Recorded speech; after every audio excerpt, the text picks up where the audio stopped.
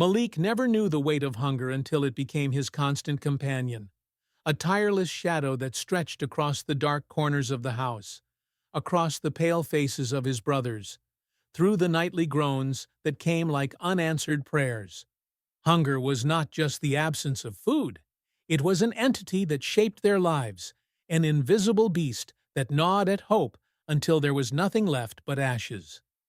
The small mud house where they lived, suffocated by the smell of wet earth and old wood, was the last remnant of a time when their mother's presence brought warmth and security. Now, the walls, once witnesses of laughter and songs, absorbed the dense silence of absence.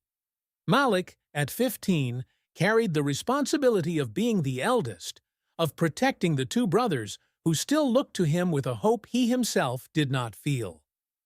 Ever since his mother's untimely death, the world had closed in on Malik like a trap, and his father's disappearance, shrouded in mystery and whispers of bad luck, only intensified the emptiness. Every day was a losing battle, an endless search for something he knew was no longer there. Malik felt despair rising in his throat, like a scream he never dared to let out. Hunger burned in his stomach, but it was the hunger in his brother's eyes that tormented him. Those big eyes, waiting for something he couldn't give, were sharp knives that cut into his soul. He knew the only thing he could offer was his presence, but even that was beginning to seem insufficient. That night, as the wind whistled through the cracks in the window and darkness fell like a pall over the house, Malik made a decision. It was a choice forged in desperation, in the ashes of a childhood burned by loss. He didn't want to be a thief, but necessity pushed him into this darkness.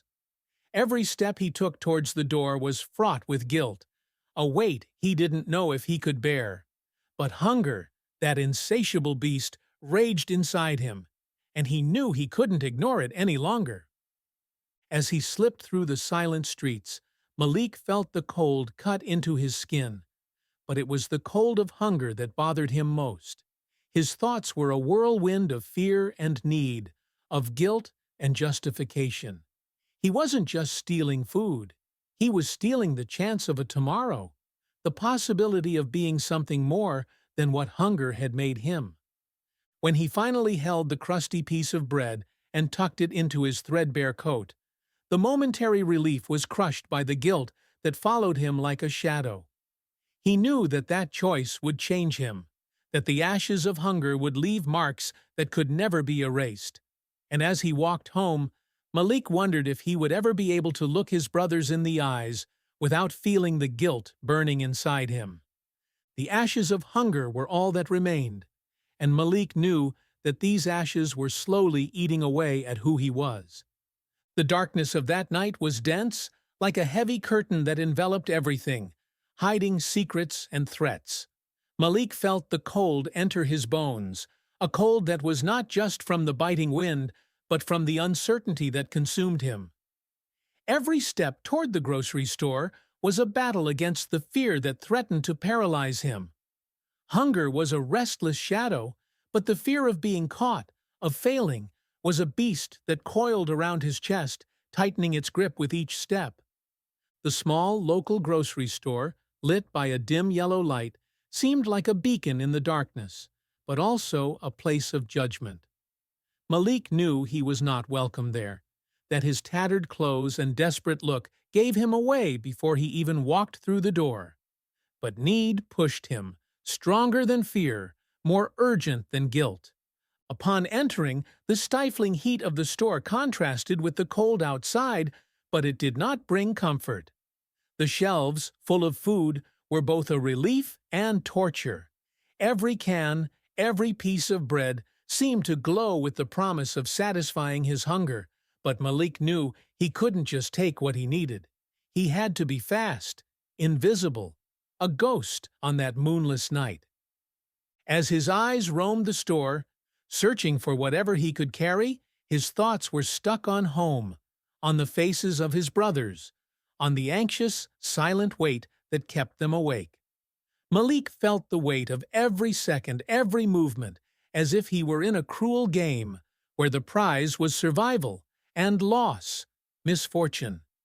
He picked up some cans, small and easy to hide. His fingers, trembling with cold and nervousness, almost dropped the bread he was trying to put in his pocket.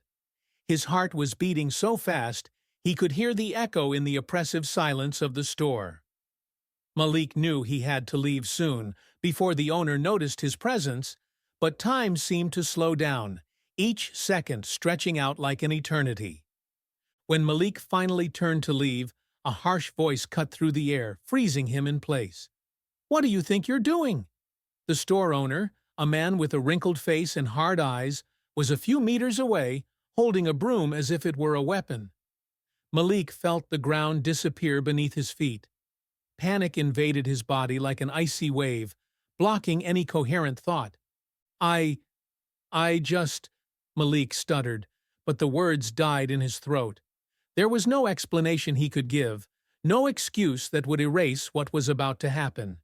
He was trapped, like a cornered rat, and the look of the man in front of him was that of a hunter who showed no mercy. The store owner walked forward, his steps firm and purposeful. Malik tried to step back, but his legs wouldn't obey him.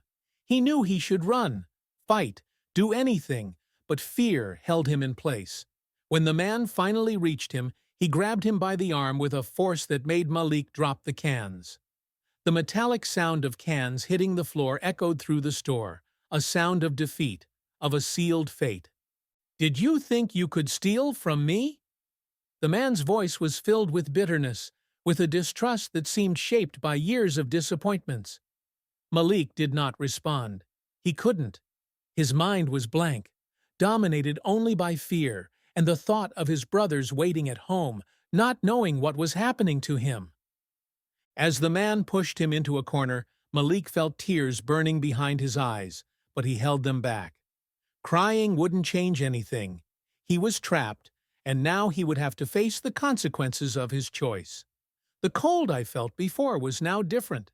It was the cold of helplessness, of the realization that he could not escape this fate. At home, his brothers waited, each minute increasing their anxiety, their hunger turning into despair. Malik knew that in that moment he had failed them in a way he could never fix. And as the store owner called the police, Malik could only think about the ashes that would remain from his desperate attempt to be a hero to his brothers. Before hunger became a constant and cruel presence in Malik's life, there was a memory of a time when laughter echoed through the small mud house. His mother, a woman with tired eyes but a soft voice, carried the weight of the world on her fragile shoulders. She had known poverty as an old friend, an unwanted companion that always seemed to be lurking, waiting to claim her share. Yet even under the weight of this difficult life, she still found ways to bring joy to her children, hiding the invisible scars that life had left her. Malik's mother, Zuleika, had once been a woman full of dreams, a young woman who believed she could escape the cycle of poverty that had swallowed her own mother before her. But reality was relentless. The opportunities she imagined never materialized, and the years passed like leaves blown by the wind, without her realizing that her dreams were falling apart. She worked hard, taking care of her home and her children, trying to create an environment where hope could still flourish, even if only in small glimmers. Malik, being the eldest, watched everything with keen eyes. He saw his mother wear herself out day after day, saw the little wrinkles form around her eyes, the silent sighs that escaped her lips when she thought no one was listening. He noticed the nights when she stayed awake, sitting at the kitchen table with her hands clasped in prayer, searching for strength she didn't know if she still had. Malik understood, even if he didn't fully understand, that his mother was struggling with something much bigger than a simple lack of money. She was fighting against the fate that seemed to want to repeat history in her children. The scars Zuleika bore were not visible, but they were deep. They were in the looks she exchanged with her neighbors, full of mutual understanding, and in the way she avoided talking about the future. These scars were part of a painful inheritance, passed from mother to son, like a dark secret that no one wanted to acknowledge. And although Zuleika never spoke openly about her own suffering, Malik could feel that heritage taking root in his own soul. When Zuleika fell ill, the illness came like a thief in the night, stealing from her what little she had left. Malik was forced to mature quickly, to take on responsibilities that no boy his age should have. He tried to be strong, to be the pillar his mother needed, but the weight was overwhelming. With each day that passed, he felt the invisible scars forming on his own skin as he watched his mother's vitality slowly drain away. Zuleika's death was not just a loss. It was a deep cut in the already fragile structure of the family. Malik, still a boy, had to deal with the absence of the only person who truly understood him, who knew the struggles and fears he hid. His father, consumed by his own grief and unable to cope with the burden, simply disappeared, leaving Malik alone to face a world that seemed increasingly hostile.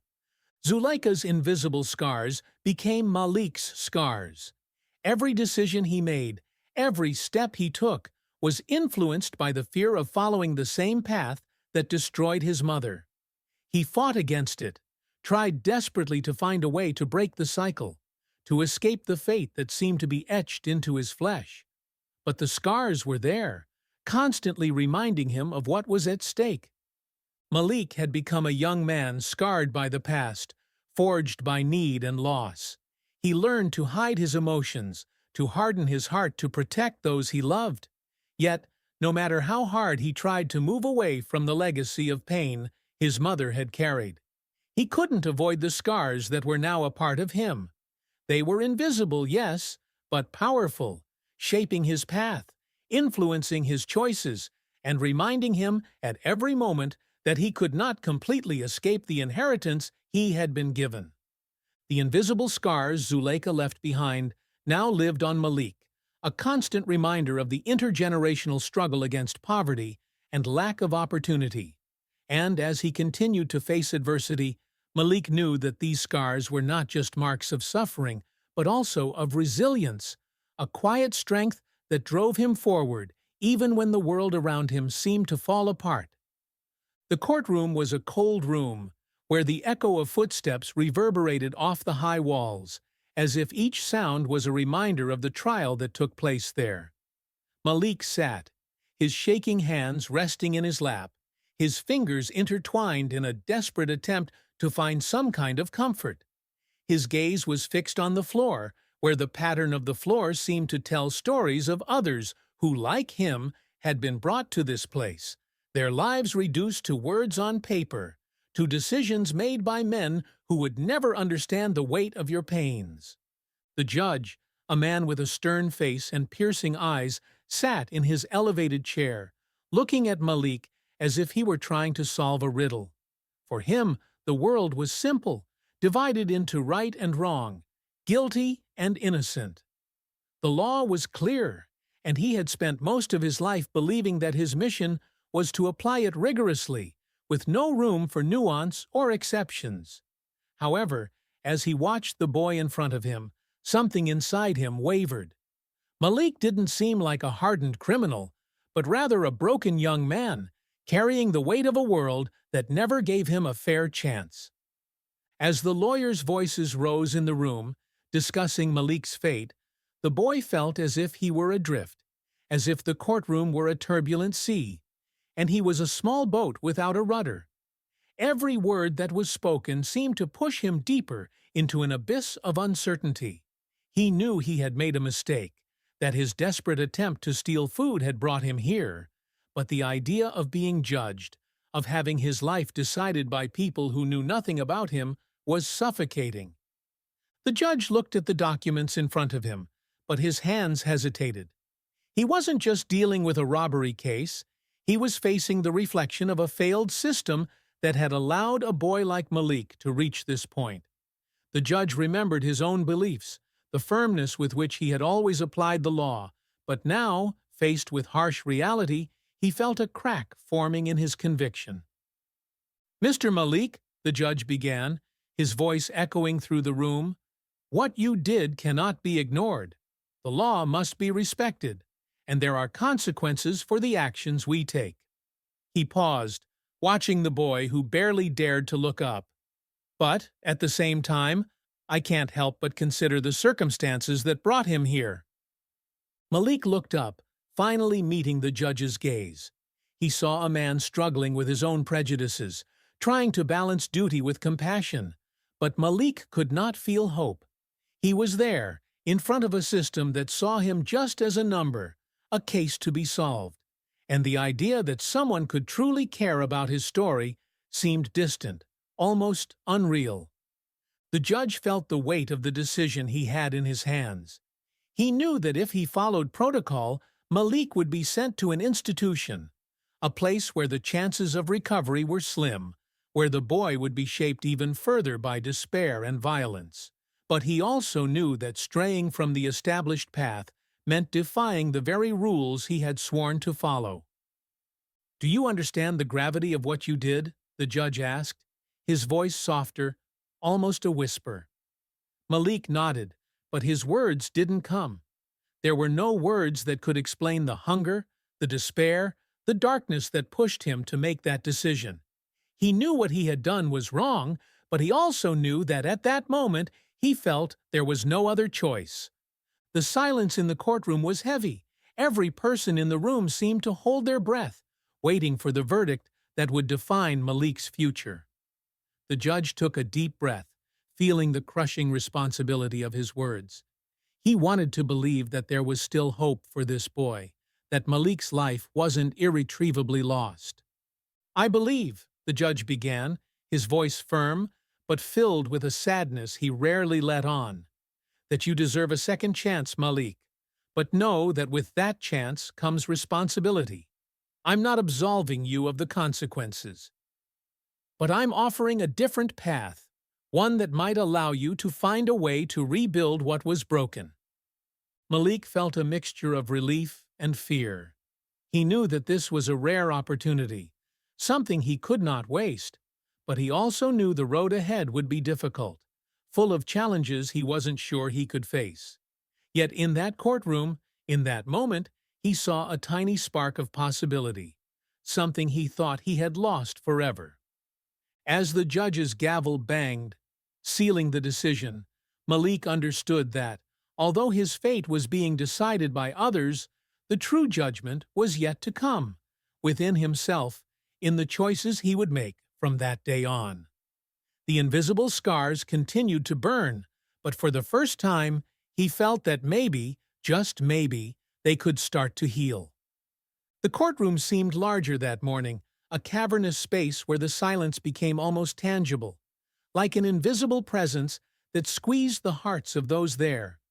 The tall walls, covered in dark wood, reflected the gravity of the situation, while the cold lights cast long shadows across tense faces. The air was heavy, charged with the expectation of what was to come, as if everyone knew that that day would bring something different, something that would leave deep marks. Malik's brothers, small and vulnerable, entered the courtroom with tentative steps, guided by a social worker who seemed at a loss to know how to comfort them. His eyes, large and scared, explored the strange environment, looking for some sign of familiarity or safety, but they only found curious looks and unfamiliar faces. The presence of his older brother, sitting next to the lawyer, was both a comfort and a painful reminder of the reality they were facing. The judge, the same man who had struggled with his own convictions the day before, looked at the children with an expression that mixed compassion and discomfort. He knew he was about to hear something that would probably haunt him for a long time, but was he prepared for it? He, who had always believed in the clarity of words, now found himself confronted by the power of silence.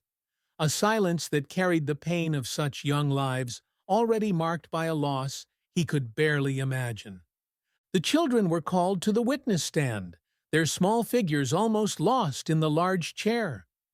The entire courtroom seemed to hold its breath, waiting for the sound of their voices. But what came first was silence. A heavy silence charged with meaning, as if every wordless second was an accusation, a declaration of everything that had been taken from them. The judge looked at the children, waiting patiently, but what he found in their eyes was not fear, but a deep sadness, a sadness that needed no words to be understood. The youngest sister, a girl just 7 years old, was the first to be called. Her name echoed around the room, but she didn't respond right away. Instead, his eyes sought Malik's, a silent plea for strength, for some assurance that everything would be okay. Malik, with a sinking heart, just nodded slightly, trying to offer the support he knew was insufficient. When she finally began to speak, her words were few, but each carried the weight of a truth that the adults in the courtroom rarely had to face. "Malik is good," she said, her voice small but firm. "He just wanted us not to go hungry." After that, the silence returned, thicker than before, as everyone in the room processed what they had heard. It was a simple statement, but it was filled with a brutal reality that could not be ignored. The middle brother, a 10-year-old boy, was called next. He was a little more confident than his sister, but there was still a hesitation in his movements, as if he was about to face an invisible monster. When he finally spoke, his voice was a little louder, but still tinged with the weight of what he was about to share. "He took care of us when no one else did," said the boy, looking directly at the judge. "Our father left, and our mother died. We only have Malik." The impact of these words was immediate and devastating. The judge, who had always believed that his job was simply to apply the law, now found himself questioning everything he thought he knew about justice. How could the law be fair when faced with the raw reality of these children's lives? How could he, in good conscience, condemn Malik for something that seemed so inevitable, so desperately necessary? Silence once again dominated the court, but this time it was different. It wasn't just the absence of sound. It was a testimony in itself, a declaration of everything the children couldn't or didn't know how to express. The judge felt the weight of this silence like a hammer repeatedly hitting his certainty, challenging him to look beyond the words and the rules, to see the humanity that was hidden behind Malik's actions.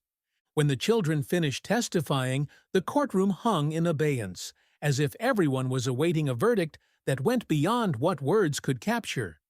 The judge looked at the children one last time before asking them to be removed from the room. He knew it didn't matter what he said next. Words would never be enough to erase the truth that had been revealed in that devastating silence. Malik, watching his brothers leave the room, felt a mixture of pride and sadness. They had spoken, they had defended what he had done, but he knew the burden of their words was too heavy for such small shoulders. The pain in his eyes was a reflection of his own pain, a pain he had tried to protect, but was now exposed for all to see. The judge took a deep breath, feeling the gravity of the decision he was about to make. The children's silence, more eloquent than any legal argument, had shaken their convictions. He knew the court of men demanded an answer, but for the first time in his career, he wasn't sure the correct answer existed within the pages of the law. The silence had spoken louder, and he, a man accustomed to words, found himself without any that could ease the weight of what he had just witnessed. The courtroom, empty and silent, was now a space of somber reflection for the judge.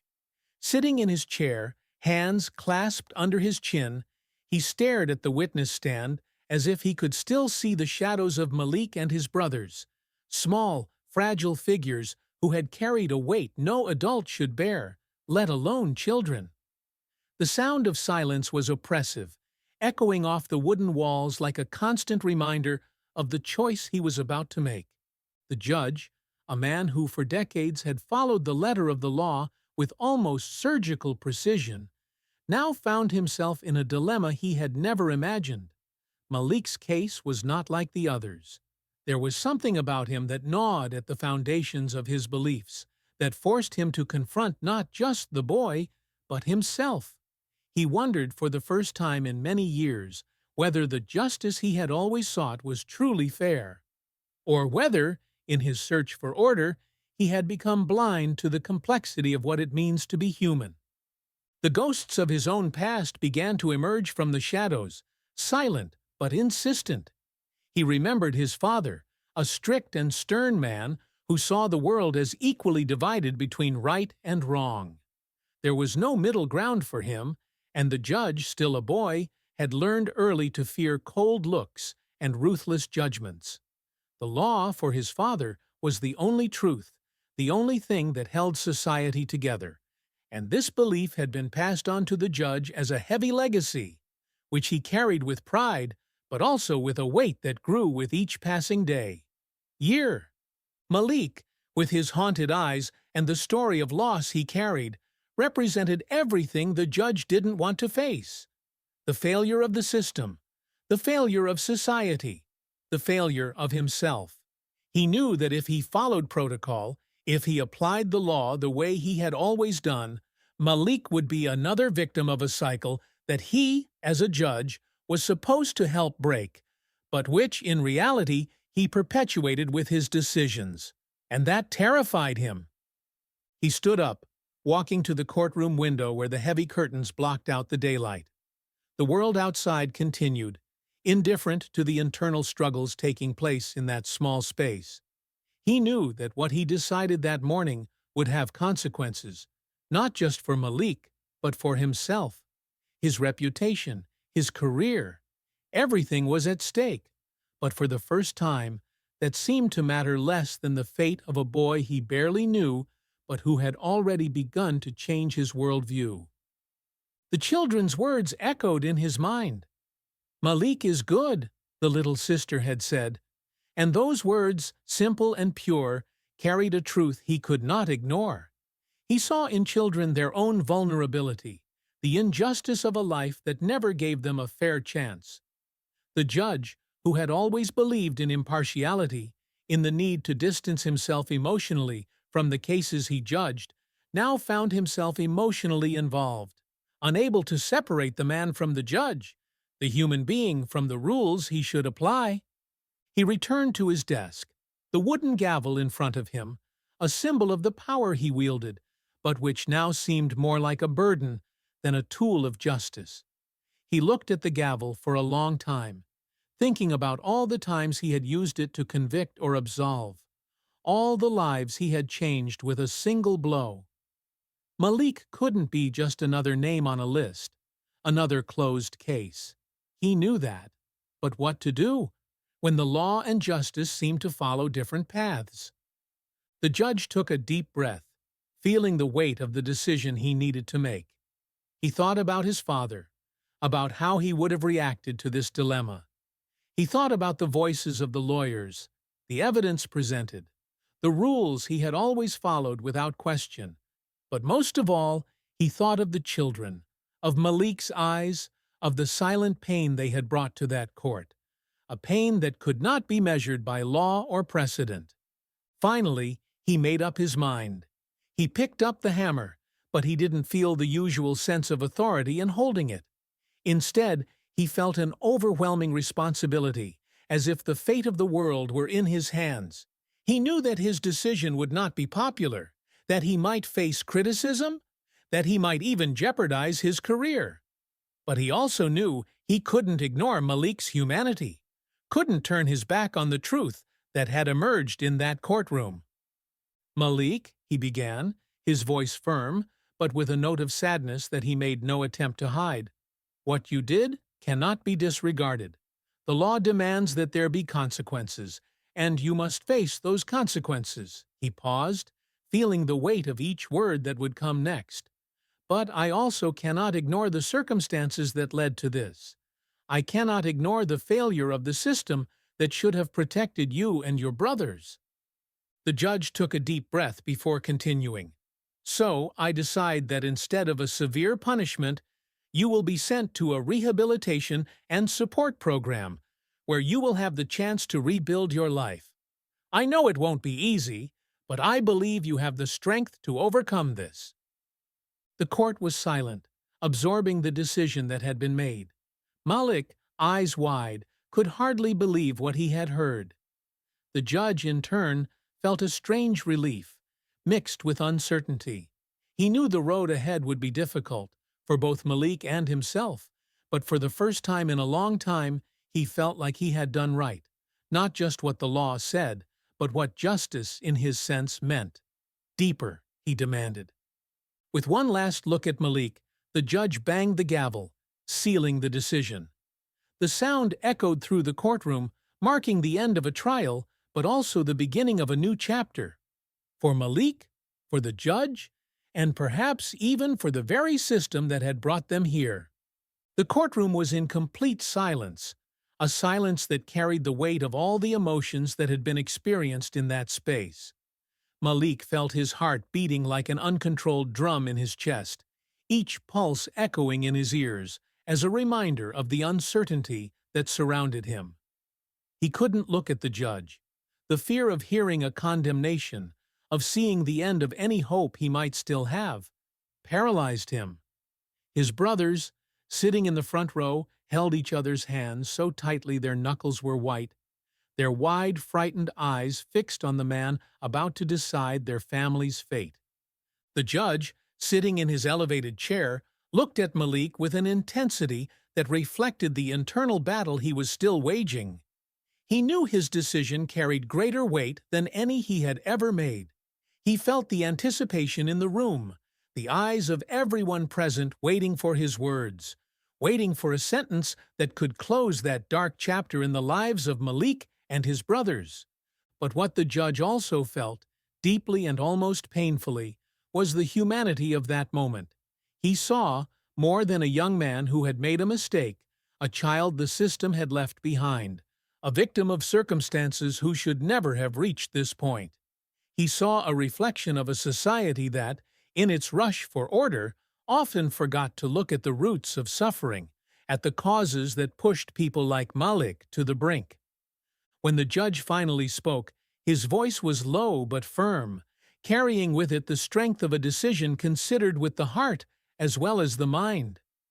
"Malik," he began, pausing to let the boy's name sink into the air, "what you did cannot be ignored. Theft is a crime, and the law requires there be consequences." Malik closed his eyes for a moment, preparing to hear what came next, but the judge's words took an unexpected turn. "But," the judge continued, "I cannot in good conscience condemn you to a life even more difficult than the one you already face. Justice is not just about applying the law. It is also about understanding the context, the circumstances, and the humanity of each individual." The room seemed to hold its collective breath. The judge looked around, meeting the eyes of each person present, before turning his gaze to Malik. "You are more than the mistake you made. You are an older brother who, in the midst of a desperate situation, tried to do what he felt was necessary to take care of his family.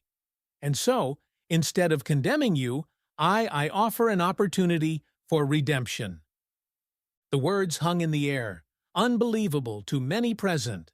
"In lieu of a prison sentence," the judge continued, "you will be sent to a rehabilitation and social support program, where you will have the chance to continue your education, learn a trade, and receive the support you need to care for your siblings.